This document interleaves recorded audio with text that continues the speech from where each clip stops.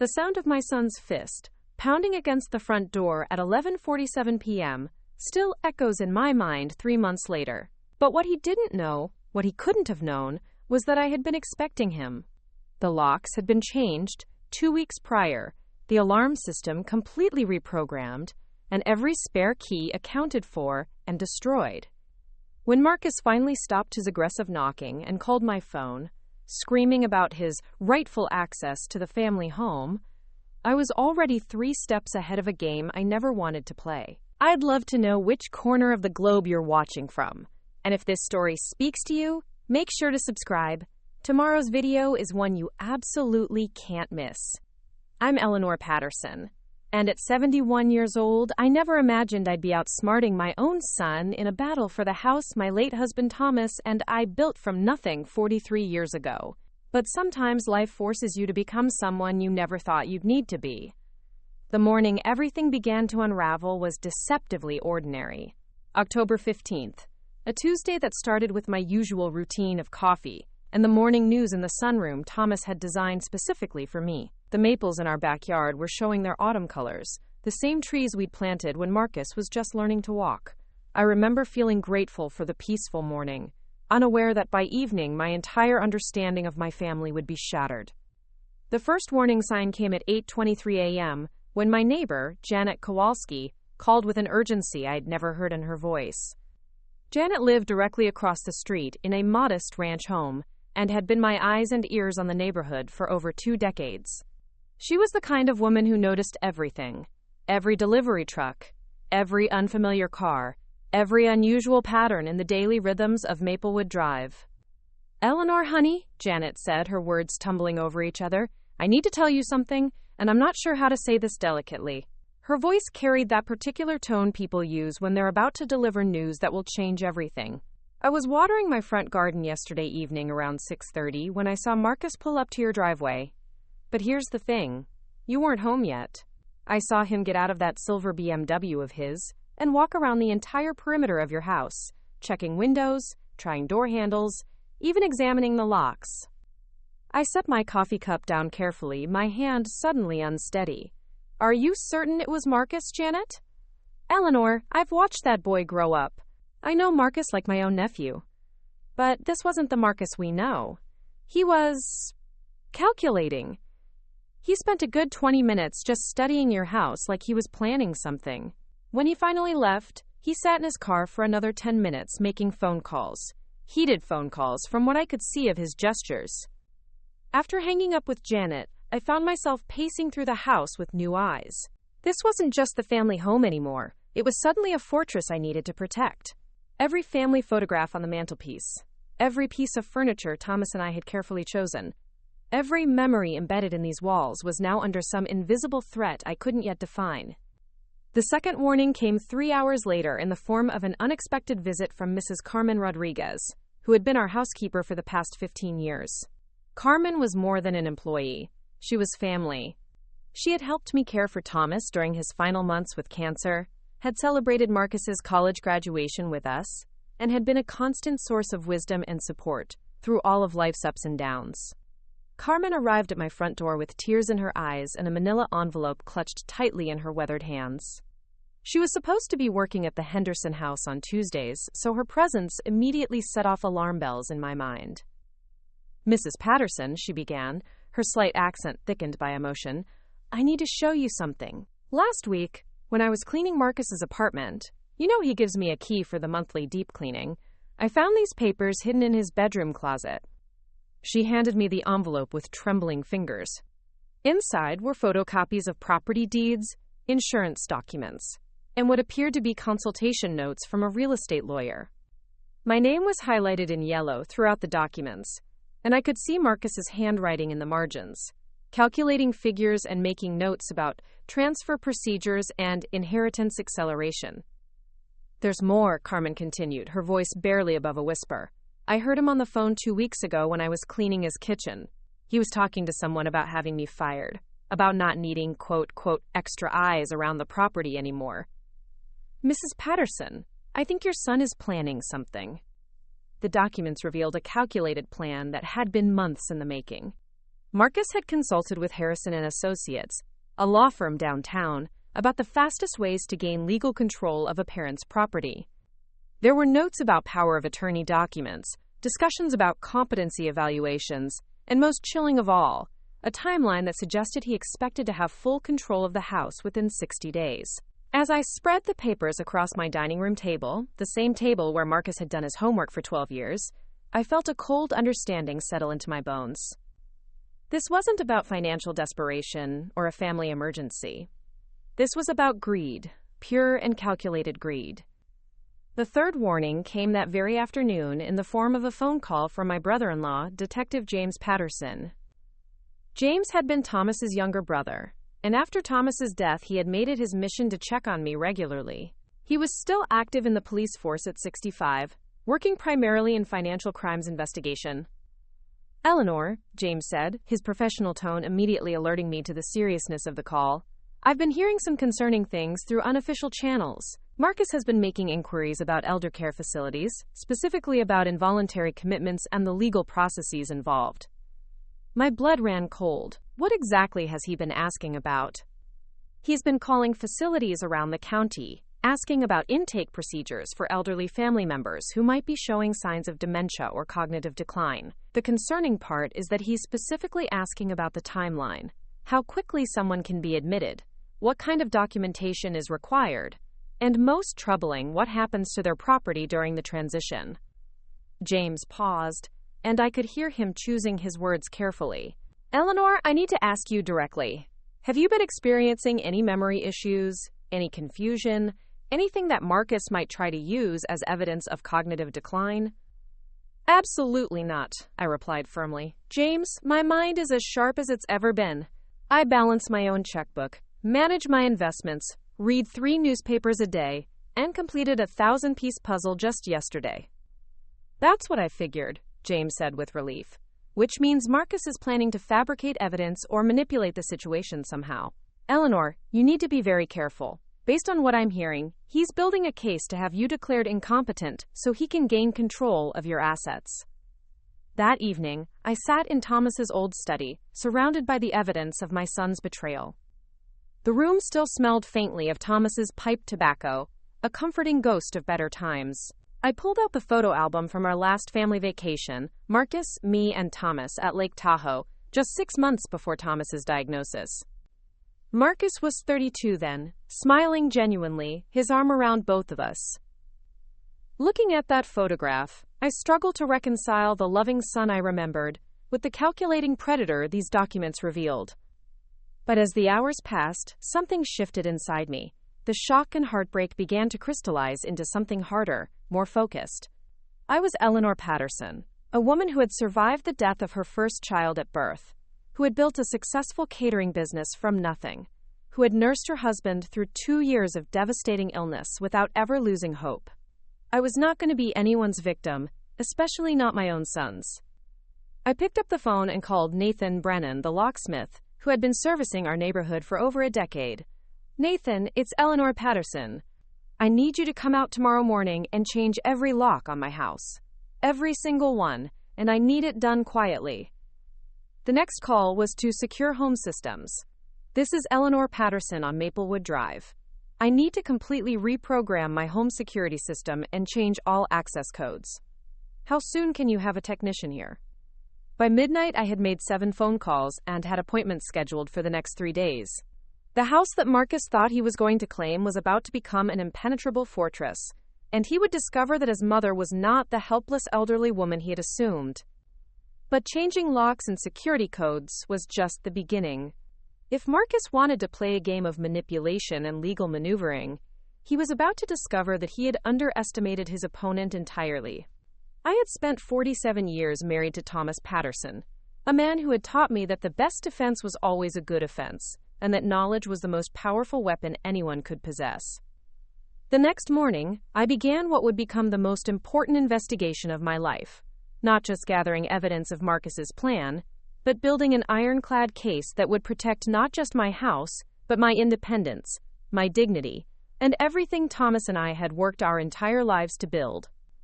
Little did Marcus know that when he finally came demanding those keys, He would be walking into a trap of his own making, set by a mother who had been 3 steps ahead of him from the very beginning.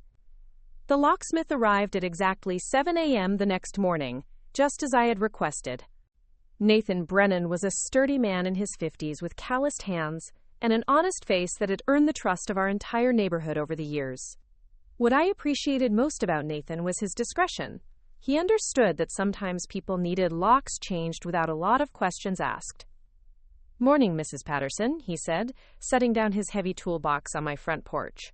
"You mentioned on the phone that you need every lock in the house changed." "That's quite an undertaking. Mind if I ask what prompted this?" I had prepared for this question. "Security upgrade, Nathan. With everything happening in the world these days, I want to make sure this old house is properly protected." Nathan nodded understandingly and got to work. As he removed the first lock from my front door, the same lock that had protected our family for over 15 years, I felt a symbolic weight lifting from my shoulders. Every turn of Nathan's screwdriver was erasing Marcus's access to the life Thomas and I had built. A lot of love and effort went into bringing this story to life. If you're enjoying it, we'd be so grateful if you'd subscribe to our channel. Now, back to where we left off.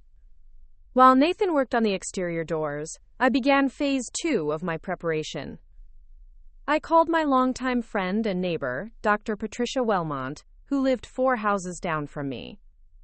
Patricia was a retired psychiatrist who had maintained her medical license and still did occasional consulting work. More importantly, she was someone who had known me for over 20 years and could attest to my mental acuity. "Patricia, it's Eleanor. I need a favor. And it might sound strange, but I need you to conduct a comprehensive cognitive assessment on me. Today, if possible." There was a pause on the other end of the line. "Eleanor, is everything all right? You sound worried." "I'll explain everything when you get here, but I need official documentation of my mental competency. Can you do that for me?" "Of course, dear. I can be there by 10 o'clock with my testing materials." My next call was to Jennifer Wu, my financial advisor at Maplewood Investment Group. Jennifer had been managing my portfolio since Thomas's death 3 years ago, and she knew every detail of my financial situation. More importantly, she knew that I was completely capable of making my own financial decisions. "Jennifer, I need you to prepare a comprehensive report documenting all my financial activities over the past 2 years. Every investment decision, every withdrawal, every deposit. I need evidence that I've been managing my finances competently and independently." "Mrs. Patterson, that's an unusual request. Is there some kind of legal issue I should know about?" "There might be soon. I also need you to set up additional security measures on all my accounts. I want to require 2-factor authentication. And I want you to flag any attempts to add new authorized users to any of my accounts." By 9:30 a.m., Nathan had finished changing the locks on all exterior doors. He handed me a small box containing the old locks and hardware. "These are the original locks, Mrs. Patterson. I always return them to my customers in case they need them for any reason." I accepted the box, knowing that these pieces of metal represented the end of Marcus's easy access to my life. "Nathan, I need you to install a deadbolt on my bedroom door as well. Can you do that today?" "Absolutely. Bedroom security is becoming more common these days." Quote, At exactly 10 a.m., Patricia arrived with a leather briefcase containing various cognitive assessment tools. She was a woman in her late 60s with silver hair and kind eyes behind wire-rimmed glasses. Her presence immediately brought a sense of calm professionalism to what had become a very stressful morning. "Eleanor, before we begin, tell me what's going on." I showed her the documents Carmen had found, explained Marcus's inquiries about elder care facilities, and outlined my suspicions about his plans. Patricia's expression grew increasingly serious as I spoke. "This is extremely concerning, Eleanor. What you're describing sounds like a planned case of elder abuse and financial exploitation. The cognitive assessment is a smart move. We need to establish a baseline of your mental competency before anyone can question it." Patricia spent the next 2 hours putting me through a comprehensive battery of tests, memory assessments, problem-solving exercises, spatial recognition tasks, verbal fluency tests, and logical reasoning challenges. As someone who had always prided herself on mental sharpness, I found the process both validating and empowering. Eleanor, Patricia said as she packed up her materials, your cognitive function is not just normal for your age, it's exceptional. Your scores place you in the top 10% of people in your age group. I'll have a formal report prepared by tomorrow, but I can tell you right now that no legitimate medical professional would ever question your competency based on these results. While Patricia worked on her assessment, I had been formulating the next phase of my strategy. I called my attorney, Douglas Hartwell, who had handled Thomas's estate and had been our family lawyer for over a decade. Douglas, I need to schedule an emergency appointment. I believe my son is planning to challenge my mental competency in order to gain control of my assets. Douglas was a sharp man in his early 60s, who specialized in estate planning and elder law. His response was immediate and professional. Eleanor, that's a serious allegation. Can you be in my office this afternoon at 2 o'clock? Bring any documentation you have. My third strategic call was to Detective James Patterson, my brother-in-law. James, I need you to help me document everything that's happening. If this escalates, I want an official record. Eleanor, I've been thinking about our conversation yesterday. I want you to consider filing a report about Marcus's suspicious activities. Even if we can't prove anything yet, having an official record could be important later. Can you come by the house this evening? I want to show you the documents Carmen found, and I want your professional opinion on what Marcus might be planning. By noon, the security system technician had arrived. Michael Chen from Secure Home Systems was a young man who specialized in residential security upgrades. He spent an hour walking through my house, assessing every potential entry point and vulnerability. Mrs. Patterson, your current system is good, but we can make it much more sophisticated. I recommend adding motion sensors in every room, door and window sensors on every entry point, and most importantly, a system that will alert you immediately if someone attempts to disable or tamper with the security system. How long would that take to install? I can have it done by Thursday. But I want to suggest something else, a panic button system that you can wear as a pendant. If you ever feel threatened, you can activate it, and it will immediately alert both the security company and local police. I agreed to the full upgrade. Every dollar I spent on security was an investment in my independence and safety. That afternoon, I met with Douglas Hartwell at his law office downtown. His office was exactly what you'd expect from a successful estate attorney. Mahogany furniture, law books lining the walls, and an air of quiet competence that had always made me feel confident in his abilities. I spread Carmen's documents across his conference table and explained everything I had discovered. Douglas examined each paper carefully, his expression growing more concerned with each page. Eleanor, what you've uncovered here is evidence of a planned case of elder financial abuse. The consultations with the real estate attorney, the inquiries about competency evaluations, the research into elder care facilities. This is a systematic plan to strip you of your legal rights and financial independence. Douglas leaned back in his chair, steepling his fingers as he considered the situation. Here's what we're going to do. First, I'm going to prepare what's called a comprehensive competency documentation package. This will include Patricia's cognitive assessment, your financial records showing competent decision-making, character references from friends and neighbors, and a detailed timeline of your independent activities. He pulled out a yellow legal pad and began making notes. Second, we're going to create what I call a, quote, defensive legal strategy. We'll prepare advance directives that specifically name who you do and do not want making decisions for you if you ever become incapacitated.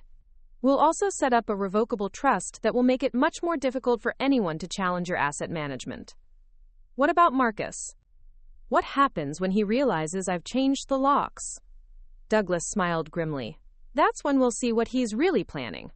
If he was simply concerned about your welfare, he'll respect your decision. If he's planning what these documents suggest, he'll escalate his efforts, and that's when we'll have him. That evening, Detective James Patterson arrived at my house for what he called an unofficial consultation. James had always been the more serious of the two Patterson brothers. Where Thomas had been warm and jovial, James was analytical and methodical. Tonight, those qualities were exactly what I needed. James examined Carmen's documents with the trained eye of someone who had spent decades investigating financial crimes. Eleanor, this is more sophisticated than typical elder abuse cases. Marcus has been planning this for months, possibly longer. The consultation with the real estate attorney happened 4 months ago, which means this isn't a spur-of-the-moment decision. He pulled out a small notebook and began writing. I want to start an unofficial file on this. Even though no crime has been committed yet, I can document the suspicious activities. If Marcus does try to have you declared incompetent or attempts to manipulate the system, we'll have a paper trail. James looked around the house, noting the new locks and the security system upgrade. You're doing everything right, Eleanor. You're staying ahead of his plan instead of reacting to it. That's going to be crucial if this goes to court. Do you think it will go to court? Based on what I'm seeing here, Marcus has invested too much time and money in this plan to just walk away. When he discovers you've changed the locks, he's going to be forced to show his hand. That's when we'll really know what we're dealing with. Quote, as James prepared to leave, he turned back to me with a serious expression. Eleanor, I want you to promise me something. If Marcus shows up here demanding entry, if he threatens you in any way, or if anyone claiming to be from an elder care service tries to contact you, you call me immediately, day or night. After James left, I found myself alone in the house that had suddenly become my fortress. I walked through each room, testing the new locks, familiarizing myself with the upgraded security system, and mentally preparing for whatever was coming next. In Thomas's study, I sat down at his old desk and began writing in a journal I had decided to keep. If this situation did end up in court, I wanted a detailed record of everything that happened, written in my own hand, documenting my thoughts and activities each day. Day 1 of Operation Independence, I wrote. Marcus doesn't know it yet, but his mother is not the helpless target he thinks she is. Tomorrow, I will begin gathering allies and building a case that will protect not just my house, but my right to live with dignity and independence. As I prepared for bed in my newly secured bedroom, I felt something I hadn't experienced in years, the thrill of a challenge. Marcus thought he was playing chess with a defenseless old woman. He was about to discover that his mother had been playing chess long before he was born, and she had never lost a game that truly mattered. Wednesday morning arrived with an unexpected phone call that would accelerate everything I had been preparing for. At 6:45 a.m., my phone rang with a number I didn't recognize. When I answered, a pleasant female voice introduced herself as Lisa Coleman from Sunset Manor Elder Care Services. Mrs. Patterson, I'm calling because your son Marcus has contacted us about arranging a consultation for your care needs. He's expressed some concerns about your ability to live independently and has requested that we schedule a home assessment as soon as possible. My blood turned cold, but my voice remained steady. I'm sorry, but I haven't requested any such assessment, and I'm perfectly capable of managing my own care needs. Oh, I understand your confusion, Mrs. Patterson. Family members often make these arrangements when they're concerned about their elderly relatives. Marcus has provided us with some documentation, suggesting that you might benefit from our services. We'd like to schedule a visit for this Friday morning. Quote, I will not be agreeing to any assessment, and I do not give permission for you to come to my home. If my son has concerns about my welfare, he can discuss them with me directly. There was a pause, and when Lisa spoke again, her tone had shifted slightly. Mrs. Patterson, I should mention that Marcus has indicated he may be seeking legal guardianship if you're unwilling to cooperate with a care assessment. Sometimes these situations are easier to resolve with professional mediation. The threat was clear, even wrapped in pleasant professional language. Marcus was already putting his plan into motion, using the elder care facility as a pressure tactic. But he had made one critical mistake. He had moved too early before establishing any credible evidence of my incompetence. After hanging up, I immediately called Douglas Hartwell. Douglas, it's starting.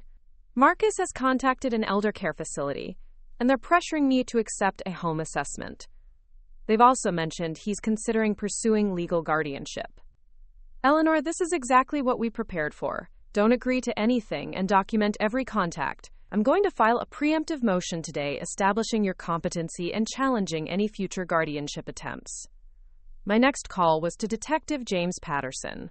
James, the elder care facility just called. Marcus is accelerating his timeline. I'll make some calls and find out what I can about this Sunset Manor place. In the meantime, if they show up at your house uninvited, don't let them in. You have every right to refuse entry. By Thursday morning, my security system upgrade was complete, and Michael Chen was giving me a final walkthrough of all the new features. The house now had motion sensors in every room, door and window sensors on every entry point, and cameras covering all approaches to the property. Mrs. Patterson, this system is now connected to both our monitoring service and directly to the police department. If anyone attempts to enter your home without authorization, multiple agencies will be notified immediately. He handed me a small pendant on a delicate chain. This is your personal panic button. If you press and hold it for 3 seconds, it will trigger an immediate emergency response. Wear it at all times. That afternoon, I received an unexpected visitor who would become crucial to my defense. Carmen knocked on my door, but instead of her usual cheerful demeanor, she looked worried and secretive. Mrs. Patterson, I need to tell you something important. Marcus called me this morning and offered me a job working for him and his wife full-time. The pay was almost double what I make now. I invited her in, and we sat in the living room where she could speak freely. But here's the strange part, Carmen continued. He kept asking me questions about your daily routine, about whether I've noticed any changes in your behavior, about whether you seem confused or forgetful. He wanted me to start keeping notes about everything you do and say. Carmen reached into her purse and pulled out a small digital recorder. Mrs. Patterson, I've been recording my conversations with Marcus since our last talk. I thought you should hear what he's been saying about you. She pressed play, and Marcus's voice filled my living room. Carmen, my mother is getting older and I'm worried about her safety. Has she seemed confused lately? Has she forgotten to pay you, or forgotten appointments? I need to know if she's becoming a danger to herself. Then Carmen's voice. Mr. Marcus, your mother is sharp as a tack. She's more organized than people half her age. Marcus again. Well, sometimes elderly people hide their problems well. I need you to start documenting any unusual behavior. It's for her own good. If something happens to her because we didn't intervene, we'll never forgive ourselves. Carmen stopped the recording and looked at me with tears in her eyes. Mrs. Patterson, he's trying to build a case against you. He wants me to lie about your mental state. What did you tell him? I told him I would think about the job offer, but I'm not going to spy on you or lie about you. You've been like family to me for 15 years. That evening, I called a meeting of what I had begun thinking of as my defense team. Patricia Wellmont, Detective James Patterson, Douglas Hartwell, and Carmen all gathered in my living room for what Douglas called a strategy session. Douglas spread several legal documents across my coffee table. I've filed the preemptive competency motion, and I've also obtained a restraining order against Sunset Manor. They cannot legally assess Eleanor without her consent, and any attempt to do so would constitute harassment. Patricia added her medical perspective. I've completed Eleanor's full psychological evaluation, and I can testify that she shows no signs of cognitive decline or incompetence. In fact, her mental acuity is exceptional for any age. Quote. James consulted his notebook. I've been investigating Sunset Manor. They've been involved in 3 previous cases where family members used their services to pressure elderly relatives into care arrangements. In 2 of those cases, there were allegations of financial exploitation. Carmen spoke up quietly. There's something else you should know. Marcus asked me to get copies of Mrs. Patterson's house keys made. He said it was for emergencies, but he was very insistent about it. When was this? Douglas asked. 2 weeks ago. I told him I couldn't do that without Mrs. Patterson's permission, and he got angry. That's when he started talking about the job offer and asking me to watch for signs of dementia. Douglas made notes on his legal pad. This establishes a clear pattern of manipulation and attempted exploitation. We now have evidence of his plan to gain unauthorized access, his attempts to manufacture evidence of incompetence, and his use of third parties to pressure Eleanor into compliance. As my defense team prepared to leave, Patricia pulled me aside. Eleanor, I want you to know how impressed I am with how you're handling this. Many people in your situation would have been overwhelmed or intimidated into compliance. Your strength is remarkable. Friday morning arrived with an unwelcome surprise. At exactly 9 a.m., 2 women in professional attire appeared at my front door. Through the security camera, I could see they were carrying clipboards and official-looking folders. I activated the intercom system Michael had installed. Can I help you? Mrs. Patterson, I'm Lisa Coleman from Sunset Manor, and this is my colleague, Sarah Mitchell. We're here for your scheduled assessment. I have no scheduled assessment, and I've already informed you that your services are not wanted or needed. Mrs. Patterson, your son has expressed serious concerns about your welfare. We really need to speak with you to ensure your safety. I have a restraining order against your facility. You are not authorized to be on my property. Please leave immediately, or I will call the police. There was a brief consultation between the two women, and then Lisa spoke again. Mrs. Patterson, we're just trying to help. Your son is very worried about you. Can't we just have a brief conversation? Instead of responding through the intercom, I called Detective James Patterson. James, the elderly care people are here despite the restraining order. Quote, I'll have a patrol car there in 5 minutes. Don't engage with them any further. True to his word, a police car arrived quickly, and I watched through my security cameras as the two women were informed about the restraining order and escorted from my property. But more importantly, the entire incident had been recorded by my security system, providing clear evidence that Marcus's agents were willing to ignore legal orders. That afternoon, Marcus finally called me directly. His voice was a mixture of frustration and false concern that I could see right through. Mom, I heard there was some kind of misunderstanding with the elderly care people today. I'm just trying to make sure you're safe and getting the help you need. Marcus, I don't need any help, and I certainly don't need strangers coming to my home to assess my competence. What I need is for my son to respect my independence and autonomy. Mom, you're 71 years old. Living alone in that big house isn't safe anymore. What if you fall? What if you have a medical emergency? I'm just trying to be responsible. I have a medical alert system, a security system, and friends who check on me regularly. I'm perfectly capable of managing my own life. There was a long pause, and when Marcus spoke again, his tone had hardened. Mom, I think you're being unreasonable. I'm coming over tomorrow to discuss this in person. We need to talk about your future care arrangements. Marcus, if you want to visit your mother, you're welcome anytime. But if you're coming to pressure me about care I don't need or want, then perhaps you should reconsider. I'll be there at 10 o'clock tomorrow morning. We'll settle this once and for all. After Marcus hung up, I realized that the confrontation I had been preparing for was finally about to happen. All the locks I had changed, all the security measures I had installed, all the legal documentation I had gathered, everything was about to be put to the test. I called Douglas immediately. Marcus is coming here tomorrow morning at 10 o'clock. He says we're going to settle this once and for all. Eleanor, I want to be there when he arrives. Based on his behavior so far, I suspect he's going to demand access to your house and become aggressive when he discovers you've changed the locks. Should I be worried about my safety? Quote, I don't think Marcus will become physically violent, but I do think he's going to be shocked and angry when he realizes how thoroughly you've prepared for this moment. People like Marcus rely on their victims being unprepared and intimidated. You're neither. That evening, I made final preparations for what would likely be the most important conversation of my relationship with my son.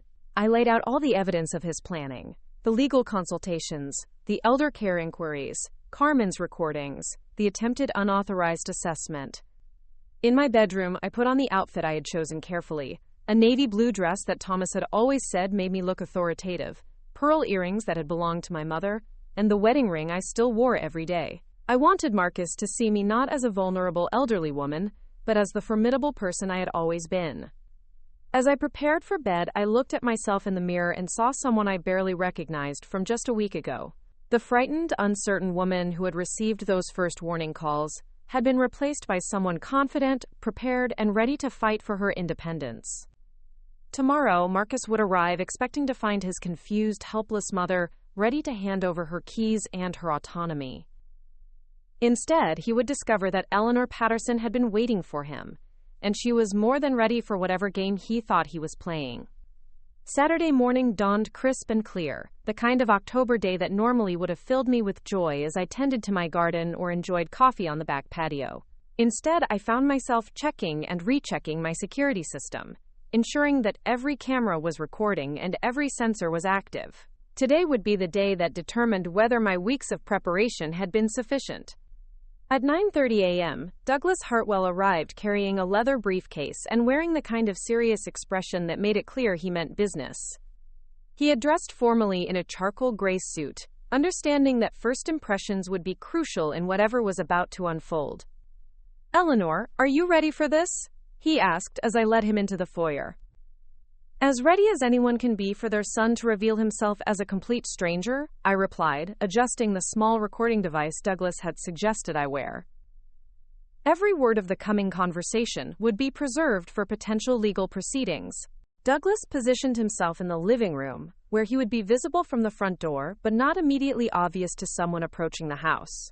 We had agreed that Marcus needed to see me first, to make his demands and reveal his intentions before realizing that I had legal representation present. At 9:55 a.m., Detective James Patterson called my cell phone. "Eleanor, I'm parked 2 blocks away. If you need me, I can be there in 60 seconds. How are you feeling?" "Strangely calm," I admitted. "I think I'm actually looking forward to seeing Marcus's face when he realizes what he's walked into."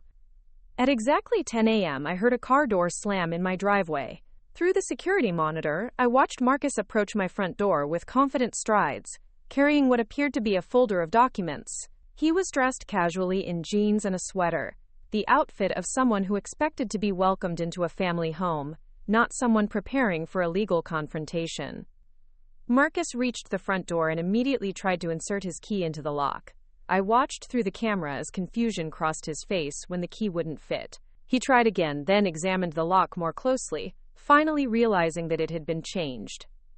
The first knock was polite, almost gentle. "Mom, it's Marcus. Can you open the door? My key doesn't seem to be working." I walked to the door but didn't open it immediately. Instead, I used the new intercom system that had been installed with the security upgrade. "Good morning, Marcus. What can I do for you?" "Mom, what's going on? Why doesn't my key work? Can you please open the door so we can talk?" "Marcus, you're welcome to visit, but first I need to know the purpose of your visit. Are you here as my son who wants to spend time with his mother, or are you here to pressure me about elder care services I don't want or need?" There was a long pause. When Marcus spoke again, his tone had shifted noticeably. "Mom, I'm here because I'm concerned about you. The people from Sunset Manor told me you were hostile and uncooperative yesterday. That's not like you." "It's exactly like me, Marcus. I've always been perfectly capable of making decisions about my own life and refusing services I don't want." Another pause, this one longer. "Mom, please open the door. We need to have a serious conversation about your living situation." Quote, I unlocked the front door, but left the security chain in place, opening it just enough to see Marcus directly. His expression was a mixture of frustration and something else, something calculating that I had never seen in my son's face before. "Mom, why are you acting so paranoid? Why did you change the locks without telling me?" "Marcus, I changed the locks because this is my house, and I have every right to control who has access to it. The question is why you think you're entitled to unlimited access to my home." "I'm your son. I should have a key in case of emergencies." "If there's ever a genuine emergency, you can call 911 like anyone else would. Now, do you want to come in and visit with your mother, or are you here for some other purpose?" Marcus ran his hand through his hair, a gesture I remembered from his childhood when he was frustrated. But instead of the endearing quality it had when he was young, now it seemed manipulative, calculated. "Fine, let me in and we'll talk." I removed the security chain and opened the door. Marcus stepped inside, and I could see his eyes immediately scanning the changes in the house. The new security panel by the door, the discrete cameras in the corners, the additional locks that hadn't been there before. "Mom, what is all this security equipment? This looks like Fort Knox." "I've upgraded my home security. At my age, it's important to feel safe." Marcus walked into the living room, and that's when he saw Douglas sitting calmly in the armchair by the window. The folder Marcus had been carrying slipped from his hands, papers scattering across my hardwood floor. "Who is this?" Marcus demanded, his voice rising with alarm. Douglas stood and extended his hand professionally. "I'm Douglas Hartwell, Mrs. Patterson's attorney. She asked me to be present for this conversation." Marcus ignored the offered handshake and turned to me with an expression of betrayal and anger. "Mom, why do you have a lawyer here? What's going on?" "Marcus, please sit down. We need to have an honest conversation about what you've been planning." Instead of sitting, Marcus began pacing around the living room like a caged animal. "I don't understand what's happening here. I came to check on my mother. and I find lawyers and security systems and locked doors. This is insane. Douglas retrieved his briefcase and removed a stack of documents. Mr. Mendoza, we know about your consultations with Harrison and Associates regarding property transfer procedures. We know about your inquiries into elder care facilities and involuntary commitment processes. We know about your attempts to manipulate Carmen into providing false documentation of your mother's mental state. The color drained from Marcus's face. I don't know what you're talking about. We also know, Douglas continued calmly, about your attempts to access your mother's financial information and your inquiries about expedited inheritance procedures. Marcus suddenly stopped pacing and stared at me with a mixture of shock and growing rage. You've been spying on me, your own son? No, Marcus. I've been protecting myself from someone who has been planning to steal my home, my independence, and my dignity. The fact that this person happens to be my son is the most heartbreaking part of this entire situation. I walked to the bookshelf where I had prepared my own folder of evidence. Would you like to see the timeline your lawyer created for gaining control of my property? Or perhaps the notes you made about having me declared incompetent? Or maybe you'd prefer to listen to the recordings of your conversations with Carmen, where you tried to bribe her into fabricating evidence of my mental decline? Marcus's mask finally slipped completely. The concerned son act disappeared, replaced by cold calculation and barely contained fury. You manipulative old woman. Do you have any idea what you've done? I've protected myself from a predator who was planning to destroy my life. The fact that this predator is my own son is something I'll have to live with for the rest of my life. Marcus moved closer to me, his voice dropping to a menacing whisper. You don't understand the situation you're in, Mother. I have investors who are expecting returns. I have commitments that require this house as collateral. You can't just change the locks and think this goes away. Douglas stood up sharply. Mr. Mendoza, are you threatening your mother? I'm explaining reality to her, Marcus snapped. This house is going to be mine one way or another. She can cooperate and make this easy, or she can fight it and make it hard. But the outcome isn't going to change. I felt a strange calm settle over me as I looked at this person who shared my DNA but had become a complete stranger. Marcus, you seem to be under the impression that you're negotiating from a position of strength. Let me clarify your actual situation. I opened my folder and began laying documents on the coffee table. First, I have a comprehensive cognitive assessment from Dr. Patricia Wellmont, establishing my complete mental competency. Second, I have financial records proving my ability to manage my own affairs independently. Third, I have documentation of your fraudulent attempts to manipulate the system. Marcus tried to interrupt, but I continued speaking with the authority I had once used in boardrooms when I ran my catering business. Fourth, I have recordings of your attempts to bribe Carmen into providing false testimony. Fifth, I have evidence of your consultations with legal professionals about illegally gaining control of my assets. And sixth, I have documentation of yesterday's attempted unauthorized assessment by Sunset Manor, which violated a court restraining order. Douglas added his voice to mine. Mr. Mendoza, what your mother has described constitutes attempted elder abuse, attempted fraud, conspiracy to commit financial exploitation, and harassment. These are felony charges that could result in significant prison time. Marcus looked back and forth between Douglas and me, and I could see his mind racing as he tried to process how completely his plan had been dismantled. This is ridiculous. I'm her son. I'm trying to protect her. From what? I asked calmly. From living independently in the home I've maintained perfectly for over 40 years?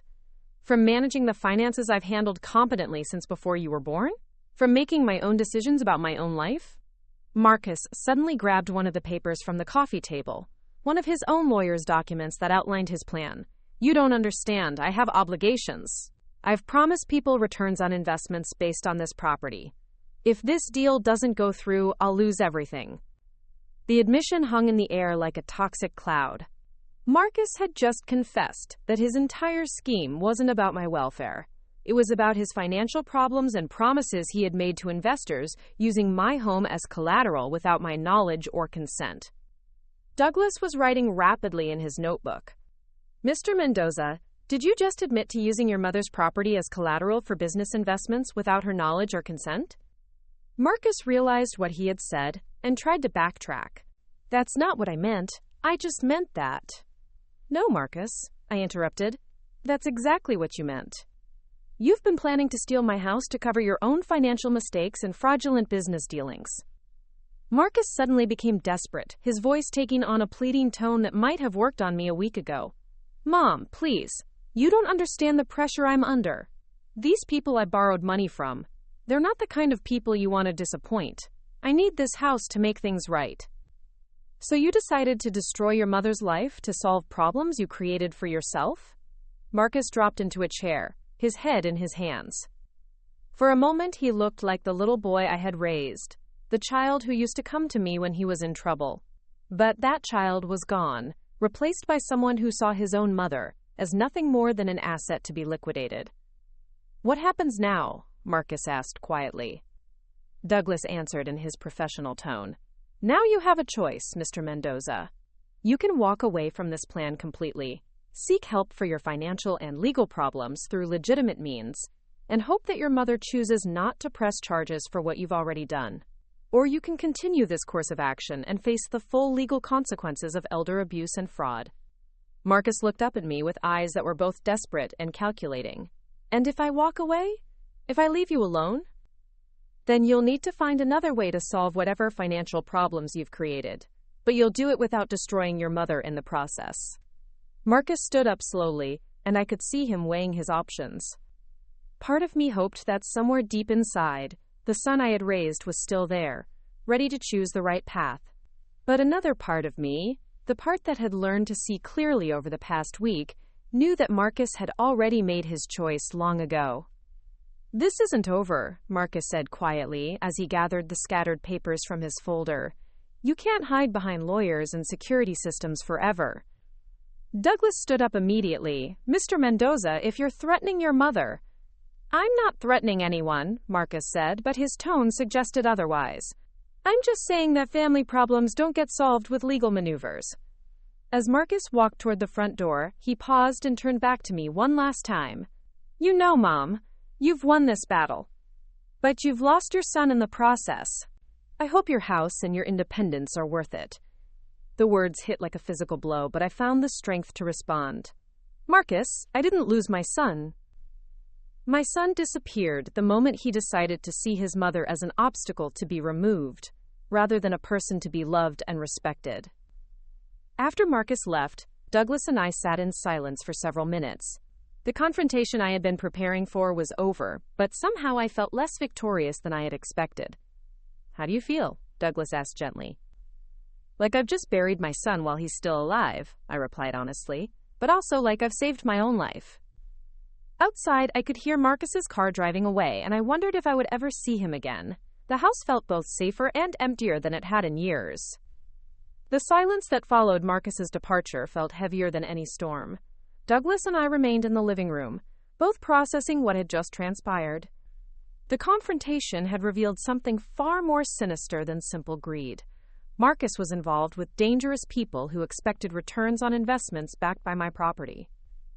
Eleanor, Douglas said finally, breaking the silence, when Marcus mentioned people who quote, aren't the kind you want to disappoint, that changes everything. We're no longer dealing with family manipulation. We're potentially dealing with criminal associates. Before I could respond, my phone rang. It was Detective James Patterson, and his voice carried an urgency I had never heard before. Eleanor, I need you to listen carefully. After Marcus left your house, he made several phone calls from his car. We've been monitoring his communications as part of the investigation, and what we heard is extremely concerning. My hands began to tremble as I held the phone. What kind of phone calls? He called someone named Vincent Torino. Ring any bells?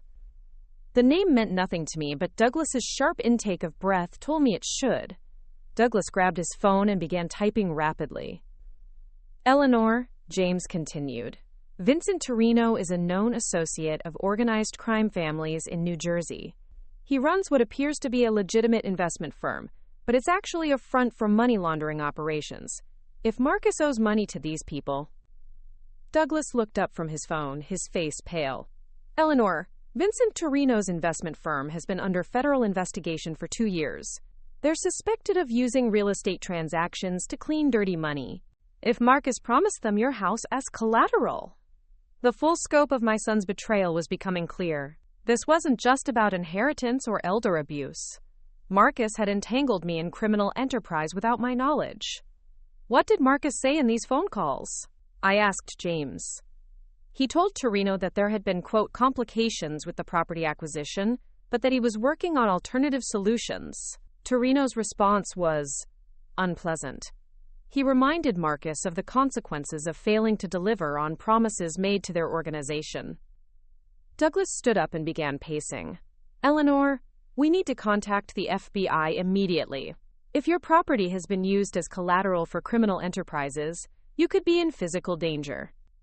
As if summoned by our conversation, my security system chimed with an alert.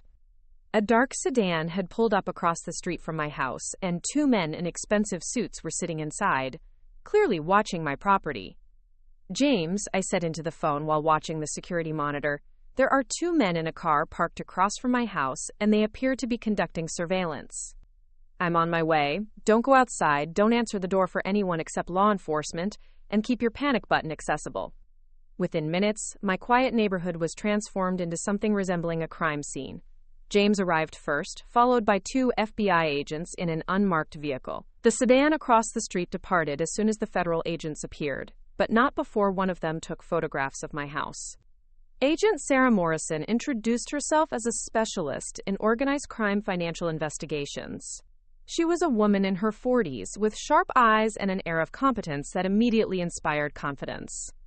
Mrs. Patterson, we've been investigating Vincent Torino's organization for some time. Your son's situation has provided us with new information about their operations. Agent Morrison spread several photographs across my dining room table. These are known associates of the Torino organization. Have you ever seen any of these individuals? I studied each photograph carefully. Most were strangers, but one face looked familiar. A man I had seen talking to Marcus at a restaurant about 2 months ago. At the time, Marcus had introduced him as a, quote, business associate, but now I realized the meeting had been far more significant. This man, I said, pointing to the photograph. I saw him with Marcus at Romano's restaurant about 8 weeks ago. Marcus said he was a potential investor in his consulting business. Agent Morrison and her partner exchanged glances. That's Anthony Castellano, Torino's primary enforcer. If he was meeting with your son, it means Marcus was already deeply involved with their organization. Douglas pulled out his legal pad. Agent Morrison, what are Mrs. Patterson's legal obligations in this situation? She's an innocent victim who had no knowledge of her son's criminal associations. Mrs. Patterson isn't in any legal jeopardy, but she may be in physical danger. These people don't distinguish between willing participants and innocent victims when money they're expecting doesn't materialize. Over the next hour, Agent Morrison explained the full scope of the investigation. Torino's organization had been using fake investment schemes to launder money through real estate transactions. Marcus had apparently promised them that he could deliver my property as part of a complex deal that would have allowed them to clean several $1 million in illegal proceeds. The good news, Agent Morrison explained, is that your son never actually had legal authority to make such promises. The bad news is that people like Torino don't care about legal technicalities, they care about results. My peaceful home had become the center of a federal investigation. Agents installed additional surveillance equipment, established a direct communication line to the FBI field office, and assigned protective surveillance to monitor my property around the clock. That evening, Carmen arrived for what we had planned as a routine housekeeping session, but her face showed the strain of the day's events. Mrs. Patterson, Marcus called me 3 times today. Each time he was more desperate, more angry. He's offering me $10,000 to help him get into your house. Carmen sat down heavily in my kitchen chair.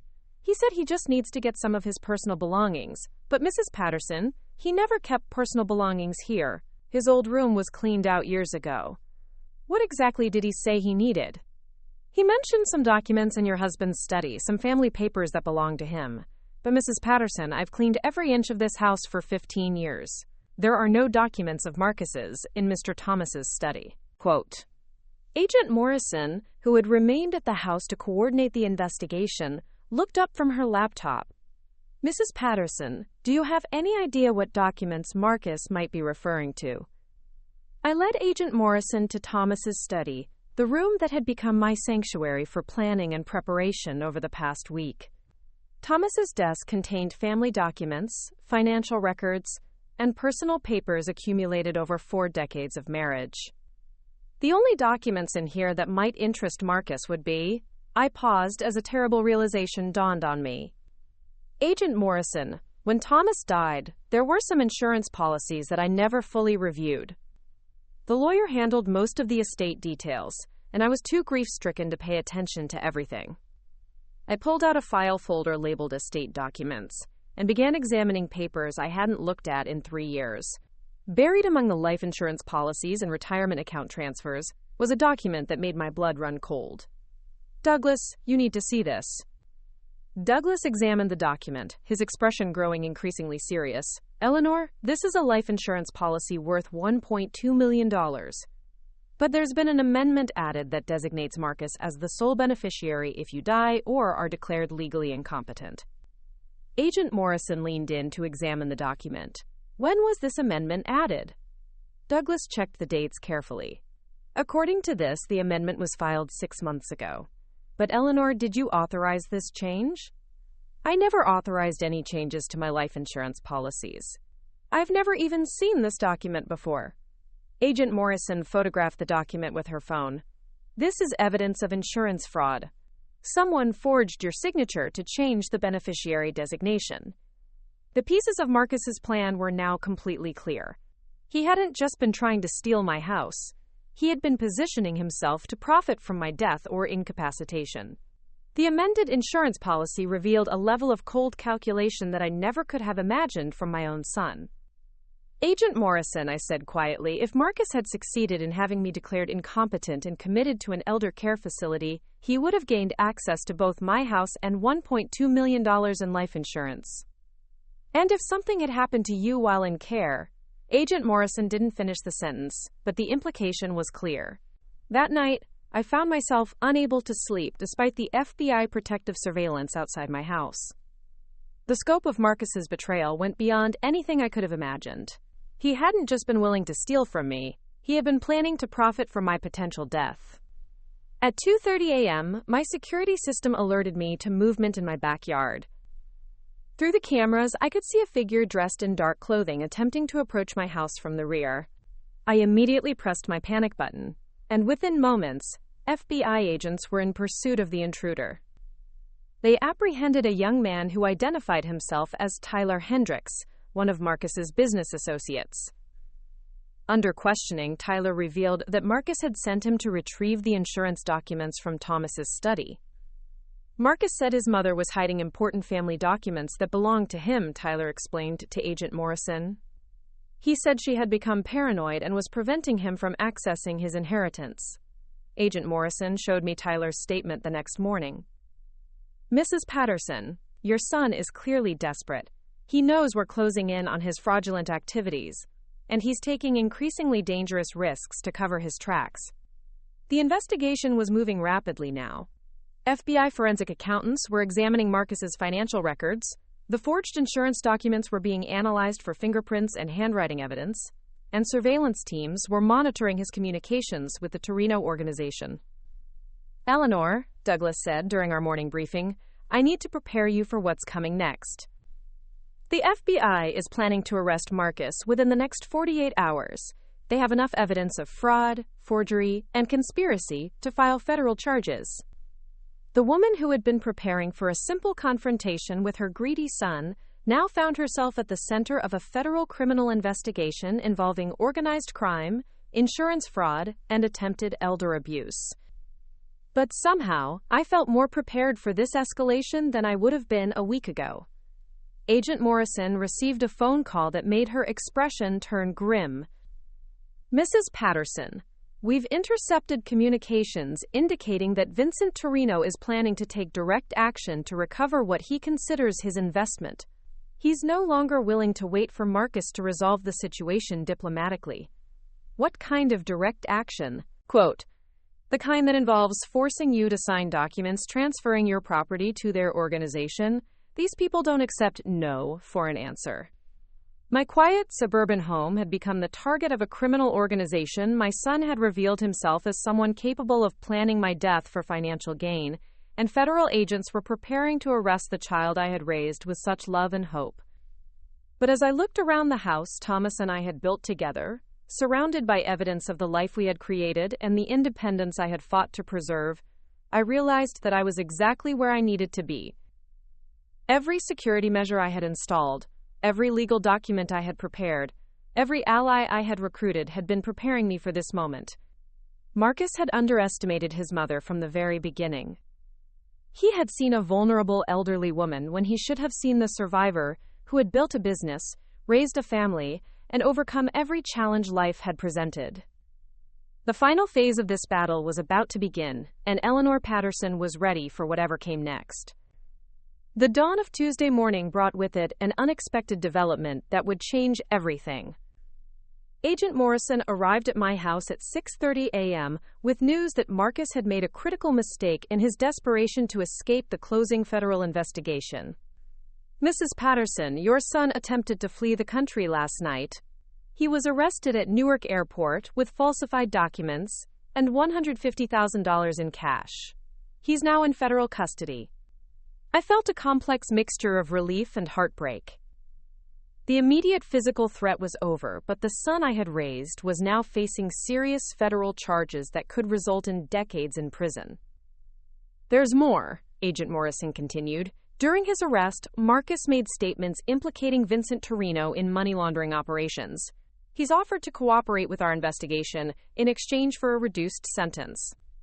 Douglas, who had arrived early for what we expected to be a strategy session, looked up sharply from his coffee. "What kind of cooperation is the FBI seeking?" Marcus claims he can provide evidence of Torino's entire money laundering network, including the names of other property owners who have been unknowingly involved in their schemes. But there's a catch.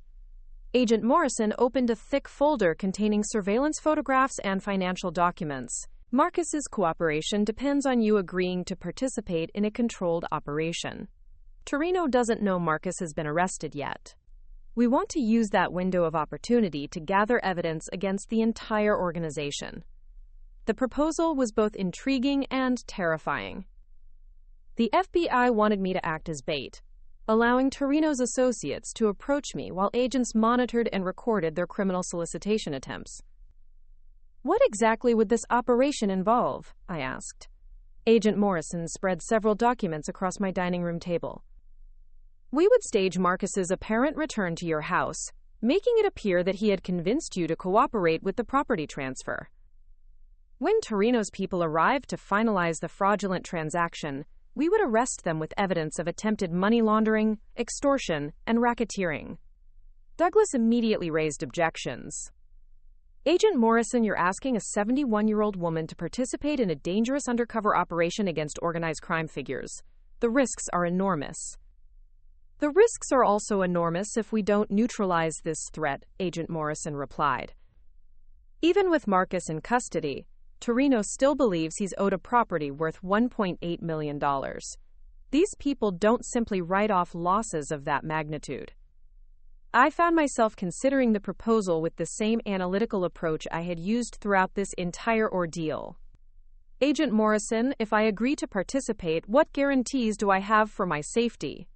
"You would be under constant surveillance by a full tactical team. Audio and video recording equipment would capture every interaction. At the first sign of actual danger, agents would intervene immediately." Over the next hour, Agent Morrison outlined the complete operation plan. Marcus would call me from federal custody, following a script designed to make it appear that he had convinced me to cooperate with the property transfer. The conversation would be recorded and played for Torino's associates, who would then arrange to meet with me to finalize the fraudulent transaction. "The beauty of this operation," Agent Morrison explained, "is that we're not asking you to do anything illegal or even particularly deceptive. You would simply be allowing these criminals to reveal their intentions while we document their actions." Douglas remained skeptical. "What happens after the arrests? Will Eleanor be safe from retaliation?" Quote, The arrests we make based on this operation would effectively dismantle Torino's entire network. With the evidence we gather, we can file federal racketeering charges that will result in lengthy prison sentences for everyone involved. As I considered the proposal, I realized that this operation represented something more than just a law enforcement strategy. It was an opportunity to transform my personal victimization into meaningful justice for other potential victims. Agent Morrison, how many other elderly property owners has this organization targeted? Based on our investigation, we believe Torino's group has been using similar schemes against at least 12 other families over the past 3 years. Most of those victims lost their homes and life savings. The decision became clear. I had spent weeks protecting myself from Marcus's scheme, but now I had an opportunity to protect others from falling victim to the same predators. "I'll do it," I said firmly, "but I have conditions." Douglas looked at me with a mixture of admiration and concern. "Eleanor, are you certain about this?" "Douglas, I've been preparing for a confrontation with criminals for weeks. The only difference now is that I'll have federal agents backing me up, instead of facing them alone." My conditions were straightforward. I wanted complete tactical support, guaranteed legal protection, and assurance that the evidence gathered would be used to help other victims recover their losses.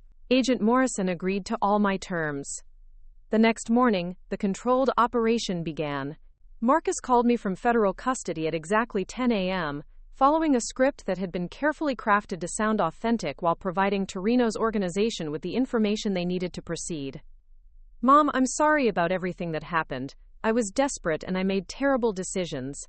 But I found a way to fix this that could actually benefit both of us." Marcus's voice sounded strained, but anyone listening would attribute that to the stress of family conflict rather than federal imprisonment. "I've been talking to my business associates, and they're willing to offer you a very generous deal for the house. You could walk away with enough money to live comfortably anywhere you want for the rest of your life." The conversation continued for 15 minutes. With Marcus explaining how the investors were prepared to pay significantly above market value for a quick transaction. To any outside listener, it would sound like a son who had reconciled with his mother and found a mutually beneficial solution to their conflict. Within 2 hours of the staged phone call, my home phone rang. The caller identified himself as Mr. Anthony Castellano, the same enforcer whose photograph I had recognized from Agent Morrison's files. "Mrs. Patterson, your son Marcus has explained the situation to my organization. We're prepared to make you a very attractive offer for your property." Anthony's voice was smooth and professional, exactly what you would expect from a legitimate businessman. But knowing what I knew about his criminal background made every word sound menacing. "I appreciate your interest, Mr. Castellano, but I'm not sure I'm ready to sell my home." "Mrs. Patterson, I think you misunderstand the situation. This isn't really a matter of whether you're ready to sell. Your son has already committed this property as collateral for significant business investments. We're simply offering you the opportunity to complete this transaction in a civilized manner." The threat was clear, even wrapped in polite language. Anthony was telling me that I could cooperate willingly or be forced to cooperate through other means. "Perhaps we should meet in person to discuss the details," I suggested, following the script Agent Morrison had provided. "That's an excellent idea, Mrs. Patterson. I'll be at your house tomorrow at 2 p.m. with the necessary paperwork. I'm sure we can reach an understanding that benefits everyone involved." After hanging up, I felt a surge of adrenaline mixed with fear. Tomorrow, I would be face to face with a dangerous criminal who believed he could intimidate me into signing away my home and independence. Agent Morrison arrived within minutes of Anthony's call. "Perfect, Eleanor. That conversation gave us exactly what we needed to establish criminal intent. Now we are preparing for tomorrow's meeting." The house was transformed into a sophisticated surveillance center. Hidden cameras were installed in every room where the meeting might take place. Audio recording equipment was concealed throughout the living room and dining room. A tactical team was positioned in locations where they could respond immediately if needed. "Eleanor," Agent Morrison explained, "your job tomorrow is simply to let Anthony reveal his criminal intentions, ask questions about the legitimacy of the transaction, express concerns about the legality of what he's proposing, make him explain exactly how this scheme works." Douglas spent the evening reviewing every aspect of the legal protections in place. "Eleanor, you're completely protected legally. Everything you'll be doing tomorrow is at the direction of federal law enforcement. You cannot be held responsible for any aspect of this operation. That night, I found myself reflecting on the extraordinary journey that had brought me to this point. 3 weeks ago, I had been a grieving widow living quietly in the home I had shared with my late husband. Now I was about to help the FBI arrest dangerous criminals who preyed on elderly victims. The next morning, I dressed carefully for what would likely be the most important performance of my life. I chose a conservative blue dress that made me look exactly like what Anthony expected, a vulnerable elderly woman who could be easily intimidated into compliance. At 1:45 p.m., Agent Morrison gave me final instructions through a nearly invisible earpiece. Remember, Eleanor, we need Anthony to clearly state his criminal intentions. Let him explain how money laundering works. Ask about the other victims his organization has targeted. At exactly 2 p.m., a black luxury sedan pulled into my driveway. Anthony Castellano emerged wearing an expensive suit and carrying a leather briefcase that undoubtedly contained fraudulent documents designed to transfer my property to his criminal organization. I watched through the security monitor as Anthony approached my front door with the confident stride of someone accustomed to intimidating vulnerable victims. But what he didn't know was that Eleanor Patterson was no longer vulnerable, and she was certainly not alone. When I opened the door, Anthony's smile was professionally charming, but couldn't hide the cold calculation in his eyes. Mrs. Patterson, so nice to meet you in person. Your son Marcus has told me so much about you. Please come in, Mr. Castellano. I have to admit, I'm still not entirely clear about this business arrangement. Anthony stepped into my living room, immediately scanning the environment with the practiced eye of someone accustomed to evaluating potential threats. What he saw was exactly what we wanted him to see. An elderly woman alone in her home, apparently defenseless and ready to be manipulated. Mrs. Patterson, let me explain how this works. Your son has already committed your property as collateral for investments that have generated significant returns for our organization. We're simply here to formalize the transfer and ensure that everyone receives their fair compensation. As Anthony opened his briefcase and began laying out fraudulent documents on my coffee table, I knew that every word he spoke was being recorded by federal agents who would use his own criminal admissions to ensure that he spent the rest of his life in prison. The final confrontation of this extraordinary ordeal was about to begin, and thanks to weeks of careful preparation, I was ready to end Vincent Torino's criminal enterprise once and for all. Anthony Castellano settled into my living room chair with the casual confidence of a predator who believed he had cornered easy prey. He spread fraudulent documents across my coffee table with practiced efficiency, each paper designed to steal everything Thomas and I had built together. Mrs. Patterson, these documents will transfer ownership of your property to Meridian Holdings, LLC, which is one of our subsidiary companies. In exchange, you'll receive what I consider very generous compensation. I examined the papers with the careful attention of someone who had spent decades reviewing contracts for my catering business. The compensation he mentioned was roughly 30% of my home's actual value, hardly generous by any reasonable standard. Mr. Castellano, I have to ask, is this arrangement completely legal? I want to make sure I'm not signing anything that could cause problems later. Anthony's smile widened, and I could see him interpreting my caution as the confused concern of an elderly woman who could be easily reassured and manipulated. Mrs. Patterson, I understand your concern. Property transfers can seem complicated, but everything we're doing is perfectly legitimate. Our organization has completed hundreds of similar transactions. Through my nearly invisible earpiece, I heard Agent Morrison's voice. Perfect, Eleanor. Keep him talking about the other transactions. Hundreds of similar transactions? I asked, allowing a note of curiosity to enter my voice. Do you specialize in helping elderly homeowners with property transfers?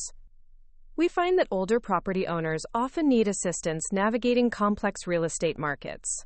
Sometimes they're not aware of the true value of their assets, or they need help resolving family disputes about inheritance. Quote. Anthony pulled out additional documents from his briefcase. For instance, we recently helped a widow in Westfield resolve a situation very similar to yours. Her adult children were fighting over her property, so we stepped in and provided a solution that satisfied everyone. I recognized this as a description of another victim, an elderly woman who had likely been defrauded of her home through the same scheme Anthony was now attempting with me. That sounds very helpful. Were her children happy with the arrangement? Oh yes, very happy.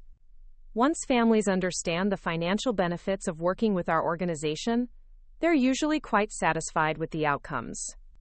Anthony opened another folder containing what appeared to be financial statements. Mrs. Patterson, I want to show you something that might help you understand why this arrangement is so beneficial. The papers he showed me documented various property transactions, each involving elderly homeowners who had transferred their properties to shell companies controlled by Torino's organization. The pattern was clear.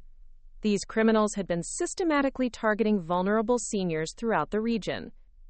These numbers are quite impressive, I said, following Agent Morrison's guidance to gather as much evidence as possible. How long has your organization been providing these services? We've been in the property acquisition business for about 5 years now. We've found that there's a real need for the kind of personalized service we provide to mature homeowners. Anthony's confidence was growing as he interpreted my questions as signs of increasing interest in his fraudulent proposal. He had no idea that every word he spoke was being recorded by federal agents who would use his admissions to build an ironclad case against his entire criminal network. Now, Mrs. Patterson, I do need to mention that this offer has a limited time frame. Our investors are eager to complete this transaction, and they've asked me to finalize everything today. The pressure tactic was exactly what Agent Morrison had predicted. Anthony was attempting to create artificial urgency to prevent me from seeking legal advice or reconsidering the decision. Today seems very fast, Mr. Castellano. Shouldn't I have my attorney review these documents? Anthony's expression hardened slightly, and for a moment I saw a glimpse of the dangerous enforcer beneath the polished businessman facade. Mrs. Patterson, involving attorneys at this stage, would only complicate what should be a straightforward transaction. Besides, your son Marcus has already provided all the necessary legal authorization for this transfer. But I haven't provided authorization, and this is my property. Anthony leaned forward in his chair, his voice taking on a more serious tone. Mrs. Patterson, I think you need to understand something. Your son has made commitments to very serious people. These aren't the kind of commitments that can be broken without consequences. The threat was becoming explicit now, exactly what the FBI needed to establish charges of extortion and intimidation. What kind of consequences are you referring to, Mr. Castellano? The kind of consequences that affect not just your son, but potentially his entire family. People who fail to honor their commitments to our organization sometimes find that their problems extend beyond financial matters. Through my earpiece, Agent Morrison's voice was tense with anticipation. That's it, Eleanor. He's threatening you directly now. Keep him talking about what happens to people who don't cooperate. I'm not sure I understand what you're suggesting, Mr. Castellano. Anthony stood up and walked to my living room window, looking out at the quiet suburban street with an expression that made my blood run cold. Mrs. Patterson, this is a very safe neighborhood, lovely homes, good people, peaceful environment. It would be unfortunate if that sense of security were to be disrupted. The threat was now unmistakable. Anthony was telling me that refusing to cooperate would result in violence not just against me, but potentially against my entire neighborhood. Are you threatening me, Mr. Castellano? Anthony turned back from the window with a cold smile. I'm simply explaining reality, Mrs. Patterson. Your son made promises using your property as collateral. Those promises created obligations that must be fulfilled. The only question is whether this transaction proceeds smoothly or whether it requires more aggressive collection methods. At that moment, Agent Morrison's voice came through my earpiece with the words I had been waiting to hear. That's enough, Eleanor. Step away from him now. I stood up from my chair and walked toward my kitchen, following the protocol we had established for my safety when the arrests began. Mr. Castellano, I think I need to get some water.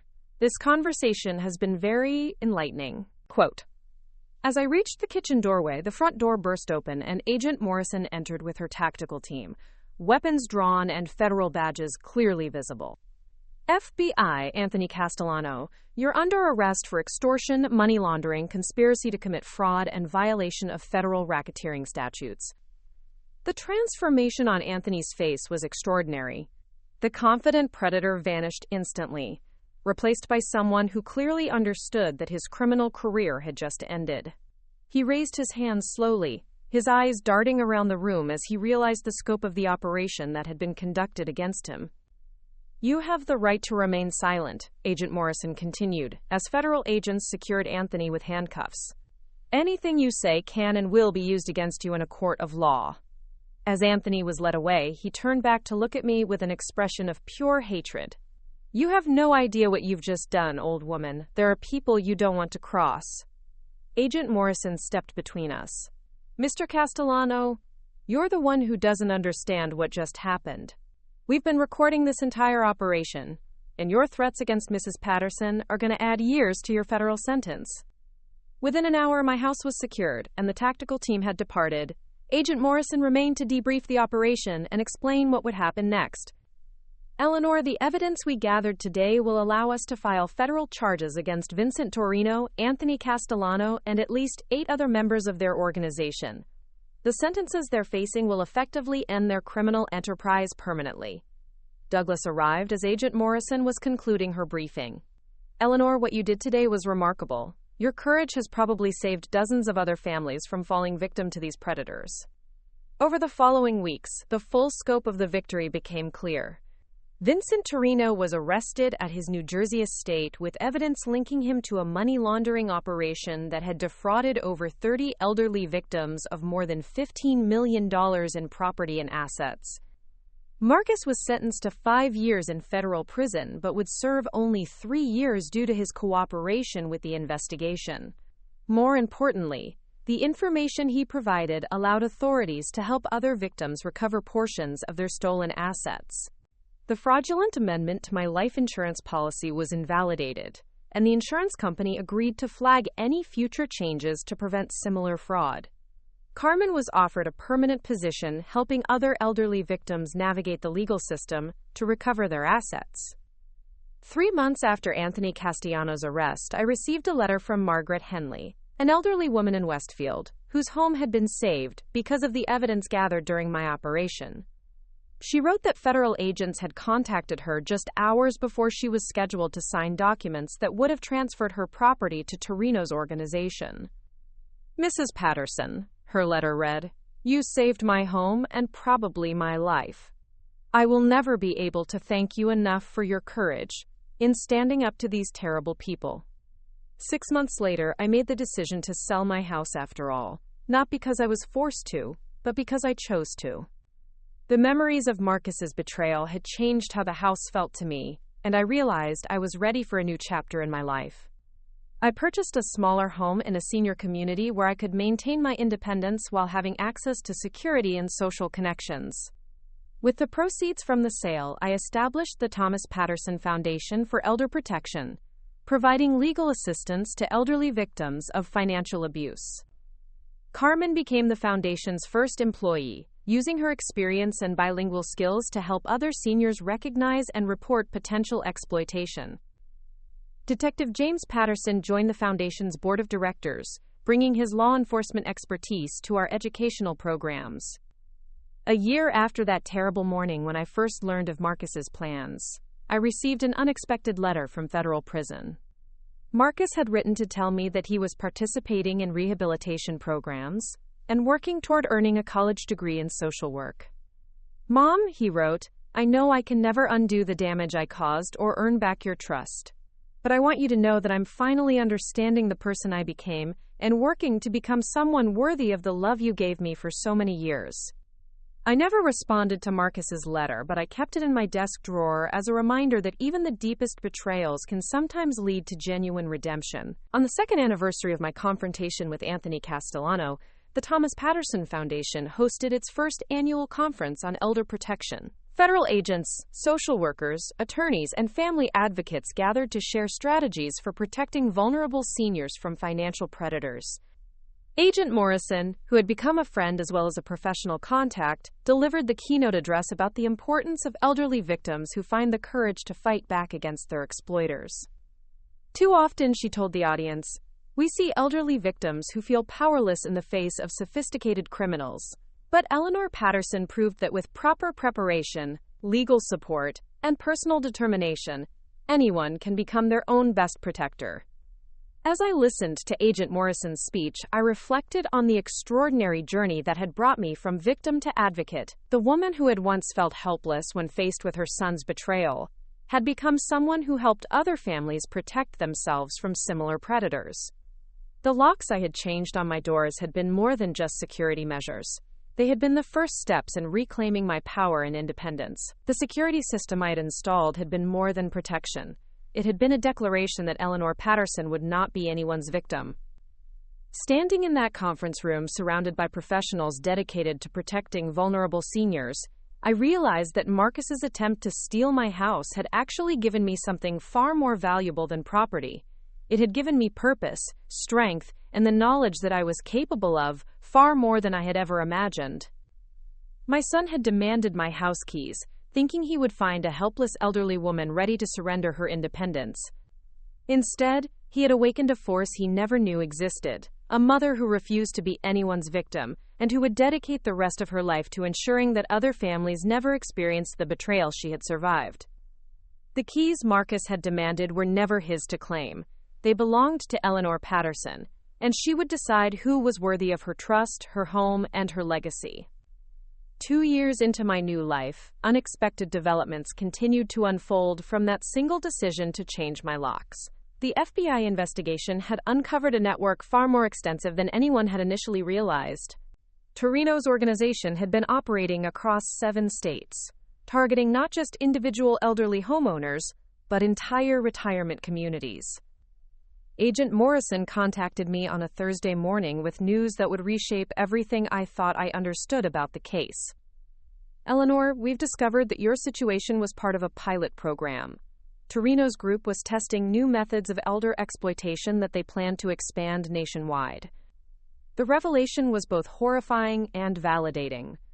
My resistance hadn't just saved my own home. It had prevented a criminal enterprise from perfecting techniques that could have victimized thousands of seniors across the country.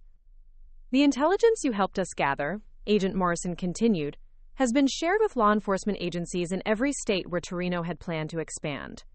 We've prevented what could have been the largest elder abuse operation in American history. This news prompted me to expand the Thomas Patterson Foundation beyond its original scope. Working with federal agencies, we developed the first nationwide database of elder financial abuse patterns, allowing law enforcement to identify and prevent these schemes before they could devastate communities. Dr. Patricia Wellmont joined our team as chief psychological consultant, developing assessment tools that helped families identify early warning signs of financial manipulation. Her expertise proved invaluable as we discovered that elder abuse often began with subtle psychological manipulation months or even years before any financial exploitation occurred. Eleanor, Patricia explained during one of our planning sessions, what happened with Marcus follows a predictable pattern. Abusers typically begin by gradually isolating their victims from support systems, then create artificial crises that justify their intervention in financial matters.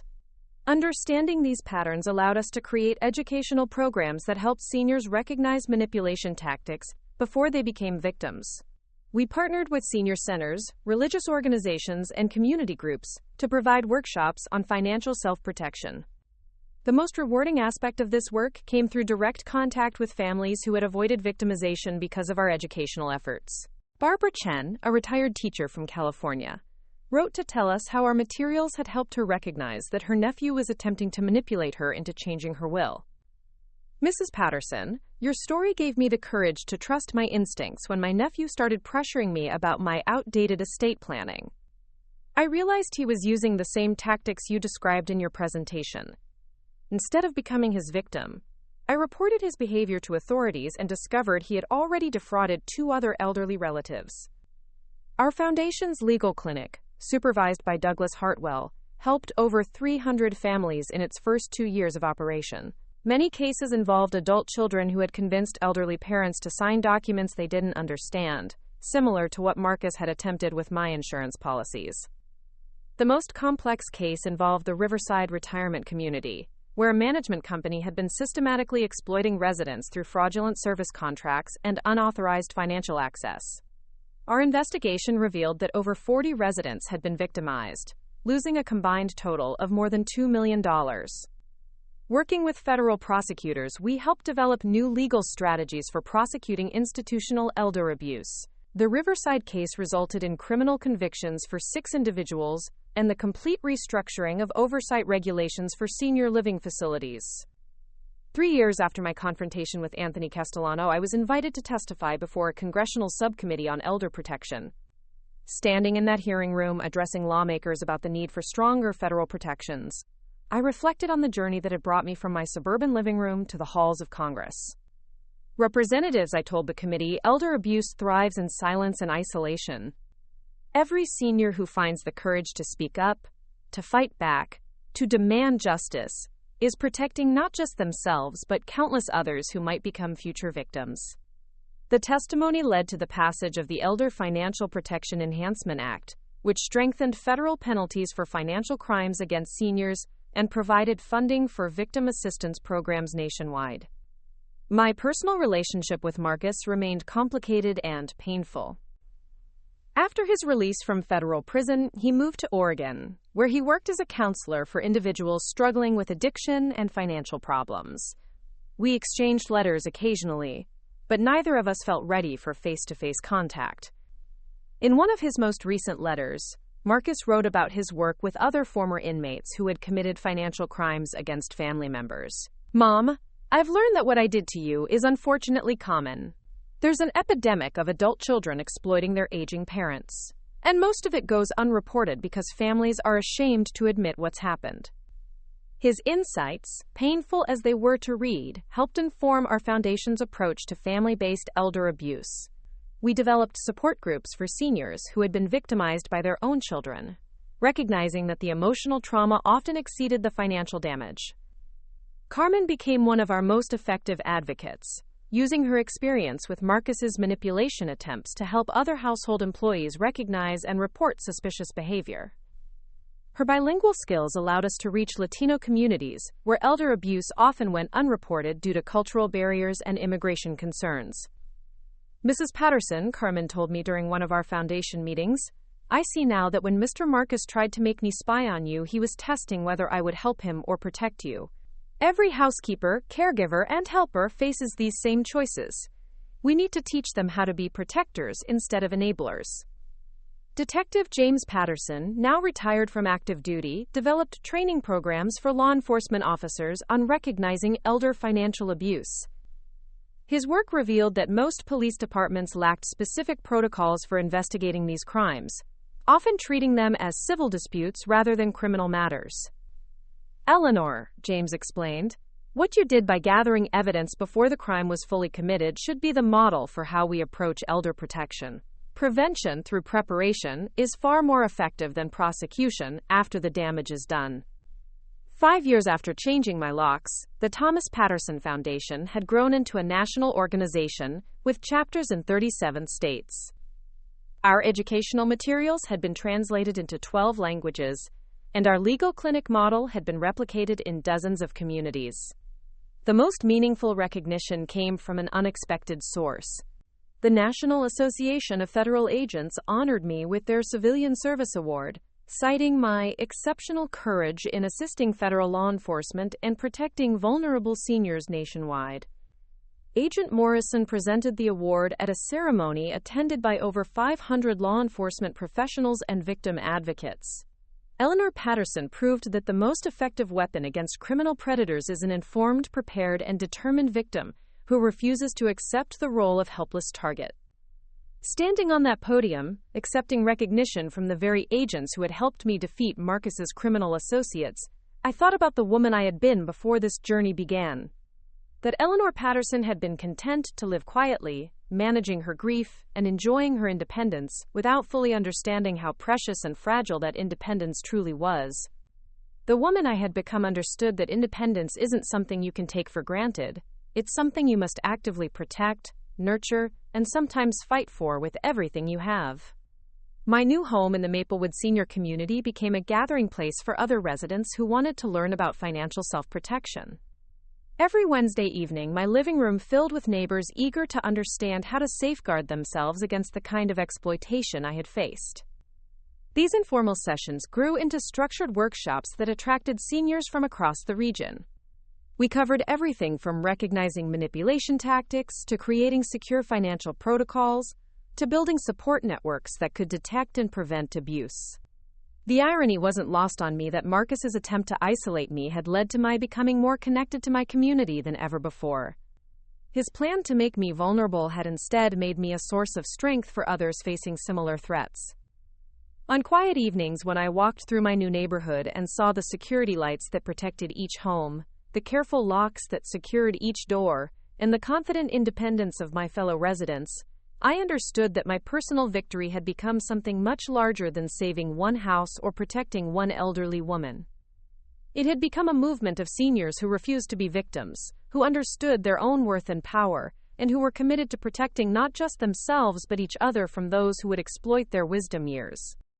The Foundation's most recent project involved creating a secure digital platform where seniors could safely store important documents, share financial information with trusted family members, and receive alerts about potential fraud attempts. Technology that had once seemed intimidating to many elderly people was now becoming a tool of empowerment and protection. As I approached my 76th birthday, I often reflected on the unexpected gift Marcus had given me through his betrayal. He had intended to steal my home and independence, but instead he had awakened capabilities I never knew I possessed and connected me to a purpose I never could have imagined. The keys to my new home sat securely in my desk drawer, along with the original locks Nathan had removed from my old house. They served as daily reminders that security isn't just about locks and alarms. It's about knowledge, preparation, courage, and the unwavering belief that every person, regardless of age, deserves to live with dignity and independence. Eleanor Patterson had demanded justice, and in fighting for it, she had discovered that the most powerful key of all was the one that unlocked her own strength. Looking for more? We've got 2 amazing stories ready for you right on screen. If this one touched you, these are absolutely worth your time. Click to watch them now. And hey, subscribe and hit that bell to never miss our latest uploads.